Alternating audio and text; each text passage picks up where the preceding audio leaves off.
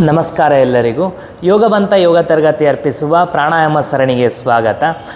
ಕಳೆದ 2 ವಿಡಿಯೋಗಳಲ್ಲಿ ನಾವು ಭಸ್ತ್ರಿಕಾ ಮತ್ತು ಭಸ್ತ್ರಿಕದ ಪೂರ್ವಭಾವಿ ಅಭ್ಯಾಸವನ್ನು ಮಾಡಿದ್ವಿ. ಇವತ್ತಿನ ವಿಡಿಯೋನಲ್ಲಿ ನಾವು ಒಂದು ಭಸ್ತ್ರಿಕದ ಒಂದು ಪ್ರಭೇದವನ್ನು ಅಭ್ಯಾಸ ಮಾಡೋಣ. ಇದರ ಹೆಸರು ಬಂದು ಸಿಂಗಲ್ ನಾಸ್ಟ್ರಲ್ ಭಸ್ತ್ರಿಕಾ ಅಂತ ಹೇಳಲಾಗುತ್ತೆ. ಸಿಂಗಲ್ ನಾಸ್ಟ್ರಲ್ ಅಂದರೆ ಒಂದು ಹೊಳ್ಳೆ ಅಂತ ಅರ್ಥ ಬರುತ್ತೆ. ಭಸ್ತ್ರಿಕಾ ಅಂದರೆ ನಾವು ಹೋದವಾರ ಮಾಡಿದ ಅಭ್ಯಾಸವನ್ನು ಭಸ್ತ್ರಿಕಾ ಅಂತ ಹೇಳಲಾಗತ್ತೆ. ಸೊ ಈ ಪ್ರಭೇದದಲ್ಲಿ ಏನು ಮಾಡ್ತೀವಿ ಅಂದರೆ ನಾವು ಒಂದು ಹೊಳ್ಳೆಯನ್ನು ಮುಚ್ಚಿ ಒಂದೇ ಹೊಳ್ಳೆಯಲ್ಲಿ ನಾವು ಭಸ್ತ್ರಿಕಾವನ್ನು ಅಭ್ಯಾಸ ಮಾಡ್ತೀವಿ. ಅಭ್ಯಾಸ ಕ್ರಮ ಹೆಂಗಿರುತ್ತೆ ಅಂದರೆ ನಿಮ್ಮ ಒಂದು ಕೈನ ಹೆಬ್ಬೆರಳನ್ನು ಮೂಗಿನ ಮೇಲೆ ಇಟ್ಕೊಂಡು ಮೂಗಿನ ಹೊಳ್ಳೆಯ ಮೇಲೆ ಇಟ್ಕೊಂಡು ಒಂದು ಮೂಗನ್ನು ಮುಚ್ಚಬೇಕು ಮತ್ತು ತುಂಬ ಒತ್ತಡ ಹಾಕೋದು ಬೇಡ. ಮೃದುವಾಗಿ ನಿಮ್ಮ ಹೆಬ್ಬೆರಳಿನ ಸಹಾಯದಿಂದ ಒಂದು ಮೂಗಿನ ಹೊಳ್ಳೆಯನ್ನು ಮುಚ್ಚಿ ಇನ್ನೊಂದು ಕೈಯನ್ನು ಸ್ಥಿತಿಯಲ್ಲಿ ಇಟ್ಕೊಳ್ಬೇಕು. ಇದು ಬಂದು ಪ್ರಾರಂಭಿಕ ಸ್ಥಿತಿಯಾಗಿರುತ್ತೆ. ಉಸಿರನ್ನು ವೇಗವಾಗಿ ತಗೊಳ್ತಾ ಕೈಯನ್ನು ಮೇಲಕ್ಕೆ ಚಾಚಿ ಮುಷ್ಟಿಯನ್ನು ಬಿಡ್ತೀವಿ. ಉಸಿರನ್ನು ವೇಗವಾಗಿ ಹೊರ ಹಾಕುತ್ತಾ ಕೈಯನ್ನು ಕೆಳಗೆ ತಂದು ಮುಷ್ಟಿಯನ್ನು ಕಟ್ತೀವಿ. ಇದನ್ನು ಹಾಗೆ ನಿರಂತರವಾಗಿ ಅಭ್ಯಾಸ ಮಾಡ್ತಾ ಇರ್ತೀವಿ. ಸೊ ಅಭ್ಯಾಸ ಒಮ್ಮೆ ಮಾಡಿ ತೋರಿಸ್ತೀನಿ, ನೋಡ್ಕೊಳ್ಳಿ. ಹೀಗಿರುತ್ತೆ.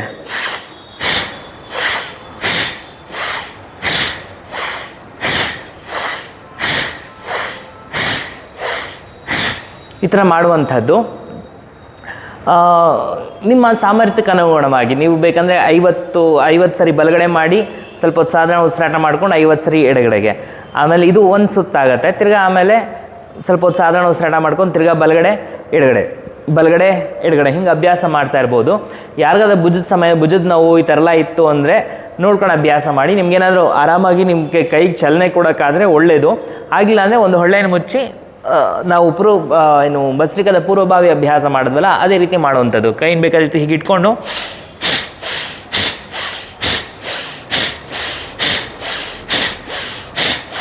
ಈ ರೀತಿಯೂ ಸಹ ಅಭ್ಯಾಸ ಮಾಡಿಕೊಳ್ಬಹುದು. ಮತ್ತು 50 ಒಂದು ಸೆಟ್ಟಲ್ಲಿ ನೀವು 50 ಮಾಡೋದಕ್ಕೆ ಕಷ್ಟ ಆಯಿತು ಅಂದರೆ ನಿಮ್ಮ ಅನುಕೂಲಕ್ಕೆ ತಕ್ಕ ಹಾಗೆ 40 30 20 10 ನಿಮ್ಮ ಅನುಕೂಲ ತಕ್ಕ ಹಾಗೆ ಎಷ್ಟಾಗುತ್ತೋ ಅಷ್ಟು ಎಡಗಡೆ ಬಲಗಡೆ ಈ ರೀತಿ ಅಭ್ಯಾಸ ಮಾಡ್ಕೊಳ್ತಾ ಹೋಗ್ತಾ ಇರಿ. ಒಂದು 5 ನಿಮಿಷದವರೆಗೂ ನೀವು ಅಭ್ಯಾಸ ಮಾಡ್ಕೊಂಡು ಆಮೇಲೆ ಸಾಧಾರಣ ಉಸಿರಾಟವನ್ನು ಮಾಡ್ಕೊಳ್ತಾ ದೇಹದ ಮೇಲೆ ಆಗಿರುವಂತಹ ಪರಿಣಾಮಗಳನ್ನು ಅನುಭವಿಸ್ಕೊಂಡು ಅಭ್ಯಾಸವನ್ನು ಮಾಡ್ತಾ ಹೋಗ್ಬೋದು. ನೋಡಿ, ಎಷ್ಟಾಗುತ್ತೋ ಅಷ್ಟು ಅಭ್ಯಾಸಕ್ಕೆ ಇಟ್ಕೊಳ್ಳಿ. ಸೊ ತುಂಬ ಒತ್ತಡ ಹಾಕಿ ಎಲ್ಲ ಅಭ್ಯಾಸ ಮಾಡೋಕ್ಕೆ ಹೋಗಬೇಡಿ.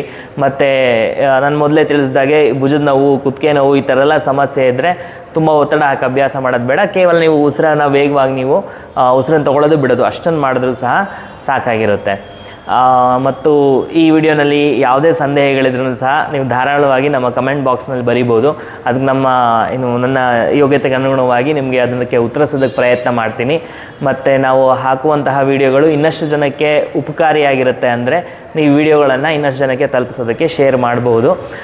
ಮತ್ತು ನಾವು ಹಾಕುವಂಥ ವಿಡಿಯೋಗಳ ಮಾಹಿತಿ ನಿಮಗೆ ತ್ವರಿತವಾಗಿ ದೊರೆಯಲು ನಮ್ಮ ಯೋಗವಂತ ಯೂಟ್ಯೂಬ್ ಚಾನಲ್ನ ಸಬ್ಸ್ಕ್ರೈಬ್ ಮಾಡಿಕೊಳ್ಳಿ. ಮುಂದಿನ ವಿಡಿಯೋದೊಂದಿಗೆ ಮುಂದಿನ ಪ್ರಾಣಾಯಾಮದಲ್ಲಿ ಮುಂದಿನ ವಾರ ಭೇಟಿ ಮಾಡೋಣ. ಧನ್ಯವಾದಗಳು.